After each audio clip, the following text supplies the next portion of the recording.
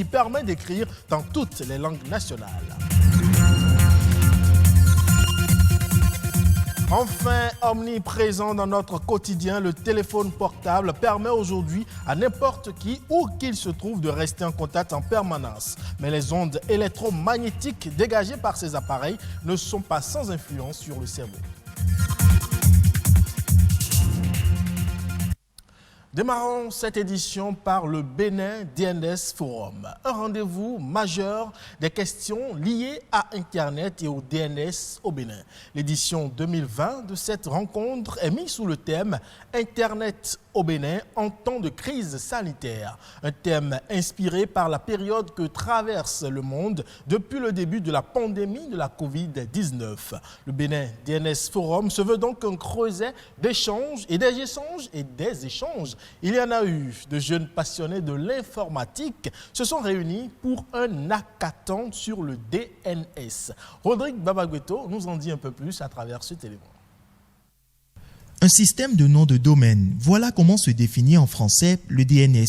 C'est un service qui permet d'associer à un site web une adresse IP, comme un annuaire téléphonique permet d'associer un numéro de téléphone à un nom d'abonné. Nous prenons par exemple le cas de cmcity.bj, c'est un exemple que je donne, mais derrière cmcity.bj, il y a ce qu'on appelle les adresses IP. Donc, ce sont des adresses IP qui communiquent avec le serveur sur lequel se trouve le site de cmcity. Donc, lorsque vous tapez dans votre navigateur cmcity.bj, derrière, il y a une recherche qui se fait. Derrière, ce qui fait le changement, ce qui fait la recherche, c'est le DNS. Sans DNS, pas d'Internet donc, et quand le système est compromis, difficile d'avoir accès à son site. Puisqu'il faut sécuriser le système, dans cette salle, près de 30 jeunes développeurs, ingénieurs réseau, ingénieurs système ou administrateurs de réseau sont réunis pour un hackathon autour du thème « Protégez vos noms de domaine, examen et audit DNS ». L'initiative vient du Bénin DNS Forum, le rendez-vous majeur des questions liées au système des noms de domaine DNS et à Internet au Bénin. L'objectif de la protection des noms de domaine ici, c'est l'infrastructure DNS qui est derrière, comment pouvoir l'auditer, comment pouvoir prendre des mesures pour empêcher en fait que des gens fassent le cyberjacking, donc volent les noms de domaine, créent des failles de sécurité en fait et prendre des mesures bien sûr pour protéger le nom de domaine. Spero est développeur web et en face de lui, Edith, une étudiante en télécommunications. Pour eux deux, un tel événement ne saurait être sans profit. Principalement, pour cette année, le thème c'est beaucoup plus réaliser un audit d'un DNS. Parce que je remarque qu'on ne le fait pas souvent. Alors que l'audit a pour but de pouvoir prévenir les pannes, voir le plan de la sécurité. Est-ce qu'on respecte les règles de sécurité du DNS sur certains points et tout? Bon, je pense que ça tombe à pic parce qu'avec la crise qu'on traverse actuellement, on a remarqué qu'on est plus à la maison, on utilise plus Internet et maintenant plus que jamais, il faut qu'on fasse un audit du réseau pour savoir ce qu'il en est réellement. Est-ce qu'il y a des problèmes, est-ce qu'il y a des choses qu'il faut améliorer? Au sortir de ce DNS hackathon, les participants pourront contribuer à la mise en place d'un prototype de l'infrastructure DNS de bout en bout. Le Bénin DNS Forum met en avant la promotion du .bj qui est désormais le DNS national. Et comme pour donner du répondant à cette révolution technologique induite par les usages de l'Internet au Bénin, un jeune innovateur a mis au point un clavier numérique permettant d'écrire dans toutes les langues nationales du Bénin. De sorte qu'aujourd'hui, il vous sera très aisé d'écrire Mikwabo ou encore Mikudo Bada sur vos téléphones. Découverte de cette application avec Rodrigue Babagweto. Écrire dans sa langue maternelle n'a jamais été le fort de Ruth jusqu'à il y a quelques mois. Aujourd'hui, elle y est attirée de plus en plus. Quand on parle d'alphabétisation, je me suis toujours dit, c'est pour, excusez-moi Andrif, les illettrés, les demi-lettrés. Et donc, pour moi, je me la joue la petite intello, donc je n'y touche pas. Mais là, j'ai vu que je ne m'y connaissais en rien, alors que ça, c'est ça mon patrimoine. À la base de ce déclic, ce clavier numérique permettant d'écrire dans toutes les langues nationales. Christelle fait partie des tout premiers testeurs de l'application. Ce matin, elle mène une discussion en langue fon via WhatsApp, un exercice certes pas facile, mais par la volonté, elle arrive à s'en sortir.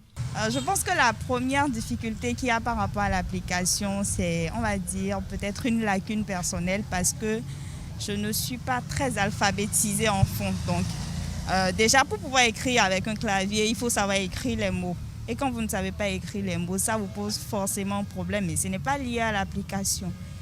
Et c'est en cela que c'est heureux d'avoir une application qui aujourd'hui motive chaque Béninois à vouloir savoir davantage sur sa langue, à vouloir être alphabétisé. En plus de ce clavier, 221 stickers, tous en fond, sont également conçus. Joindre l'utile à l'agréable grâce au numérique, voilà ce que fait Fabroni Yoklounon. Déjà sur Facebook, des citations en langue fongbe sont publiées sur une page qui touche près de 17 000 abonnés. Aujourd'hui, avec le clavier en langue fon, il est déjà à plus de 1000 téléchargements en à peine un mois. C'est un clavier d'abord basique parce que vous pouvez écrire en français et dans toute langue utilisant l'alphabet latin. Mais là où il y a la spécificité, c'est que sous les lettres, il y a les caractères spéciaux de nos langues. Donc quand par exemple je prends le A, donc vous voyez, sur les claviers habituels de Google, vous ne verrez pas tous ces diacritiques. Il y en a, mais ce n'est pas tout. Donc nous on a inséré pour tous les alphabets nationaux. Vous prenez le E, qui est très important en fongbe, vous avez ces diacritiques. Donc par exemple, les deux lettres, là, nous on les a créées parce que c'est beaucoup utilisé dans les alphabets nationaux. Tout lentement, Fabroni fait son bonhomme de chemin avec pour dynamique de pousser à une officialisation de la langue fon comme deuxième langue parlée au Bénin. On ne peut pas écrire l'arabe avec un clavier français, c'est impossible. On ne peut pas écrire le chinois avec un clavier français, c'est impossible. L'autodétermination nous appelle à écrire le fongbe avec les lettres fon, à écrire le bariba avec les lettres bariba. Mon travail, ce n'est pas d'abord alphabétiser les gens, mais c'est d'apporter des contenus. Si déjà il y a des contenus, on peut formaliser la langue. Quand il y aura de données, les gens seront alphabétisés de façon simple sur Internet. Ils vont écrire, ça va corriger automatiquement comme en français. Le prochain défi reste la création d'un dictionnaire fon-français 100% au compteur de l'alphabétisation des langues nationales au Bénin. Il y croit. Et on reste dans le domaine de la technologie pour dire qu'alors que l'utilisation des téléphones portables ne cesse d'augmenter chez les jeunes, on ne se rend pas souvent compte que ces smartphones sont des appareils potentiellement dangereux. Tenez, les ondes électromagnétiques qu'ils dégagent seraient nocifs au cerveau humain. C'est ce que nous dit ce docteur neurologue. Le cerveau, pour son fonctionnement propre, émet des ondes électromagnétiques de très faible fréquence. D'accord ? Chez un adulte, ces fréquences varient de 8 à 20 Hz et chez les enfants, les fréquences sont plus basses. Et les téléphones portables utilisent également pratiquement les mêmes ondes, mais à des fréquences plus élevées. Ce qui fait que l'utilisation de téléphones portables de plus de 30 minutes par jour pendant plus de 5 ans expose à un risque accru de tumeurs du cerveau qu'on appelle méningiome, des gliomes. Les gliomes, ce sont des tumeurs selon leur grade qui peut avoir une malignité très sévère et donc conduire à un décès. Il y a ce que l'on appelle les troubles neurocomportementaux qu'on peut observer chez des sujets qui ont une utilisation abusive du téléphone portable, mais pas que du téléphone portable. Il faut inclure en même temps tous les outils assimilés. Les casques sans fil, Bluetooth, c'est pareil. Les routeurs Wi-Fi, c'est pareil. Ils vont réunir des troubles tels que les troubles mineurs du sommeil. Donc, c'est un sujet qui va se réveiller le matin avec un sommeil peu réparateur. Donc, il se réveille le matin plus fatigué qu'il ne l'était la veille en se couchant. Il y a des troubles de l'attention, des troubles de la concentration. Les conseils pratiques que je pourrais énumérer, déjà ceux qui utilisent les téléphones portables pour justement les appels téléphoniques, réduire la durée des conversations téléphoniques. Il vaut mieux faire un appel très court et après peut-être échanger par SMS que de garder le téléphone longtemps à l'oreille. Pour ceux qui, pour des raisons professionnelles, doivent faire plusieurs heures au téléphone, c'est recommandé d'utiliser les écouteurs, les casques à fil. Donc les écouteurs à fil, c'est plus sain que les écouteurs, les casques sans fil qui utilisent le Bluetooth. Et ne pas dormir près de leur téléphone la nuit. Il faut couper le téléphone parce que même éteint, le téléphone portable émet toujours des ondes et reçoit des ondes. Et le reprendre le lendemain, comme ça vous avez une nuit plus paisible et moins perturbée par ces ondes qui pourraient nuire.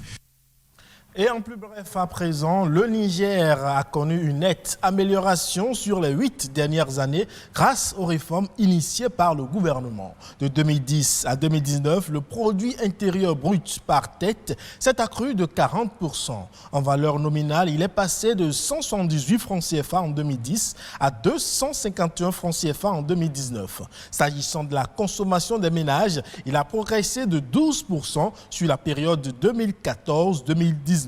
En valeur nominale, elle est donc passée de 144 francs CFA en 2011 à 161 francs en 2019. Un autre indicateur, celui relatif à l'incidence de la pauvreté, est passé de 48% en 2011 à 40% en 2019, soit une baisse relative de près de 8 points. Au Sénégal, à présent, la campagne des 16 jours d'activisme contre les violences faites aux femmes et aux filles a démarré. L'édition 2020 de cette campagne s'inscrit dans un contexte marqué par la Covid-19 qui a impacté considérablement la vie des femmes en les exposant à des situations d'extrême vulnérabilité. Retour sur le lancement de cette campagne avec nos confrères de la RTS. Cette année encore, c'est une déferlante orange qui a littéralement illuminé la salle.